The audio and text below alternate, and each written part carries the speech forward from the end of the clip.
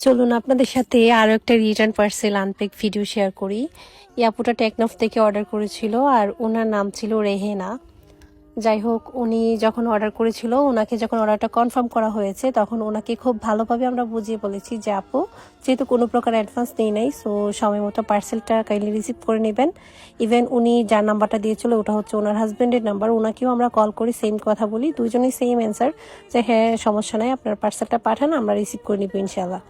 তো যাই হোক, কথা মতো পার্সেল পাঠালাম এবং সময় মতো পার্সেল যখন লোকেশনে যায় তখন হচ্ছে ডেলিভারি ম্যান 3 থেকে 4 দিনও ওনাদেরকে রিচ করতে পারে না, ওনার কল রিসিভ করে না।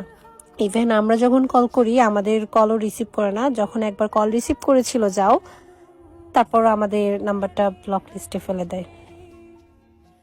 উনি হচ্ছে আমাদের কাছ থেকে একটা স্ক্যাল্প ম্যাসাজের একটা কাঠের চিরুনি নিয়েছিল।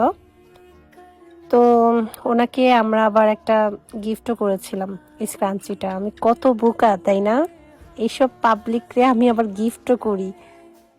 তো এই তো ওনার প্রোডাক্টগুলো, যাই হোক প্রোডাক্টগুলো ড্যামেজ হয় না, এটাই আলহামদুলিল্লাহ। বাট উনি যেই বিহেভিয়ার করেছে ওনার হাজব্যান্ড, ইভেন উনি, এটা হচ্ছে ওনার পারিবারিক শিক্ষা।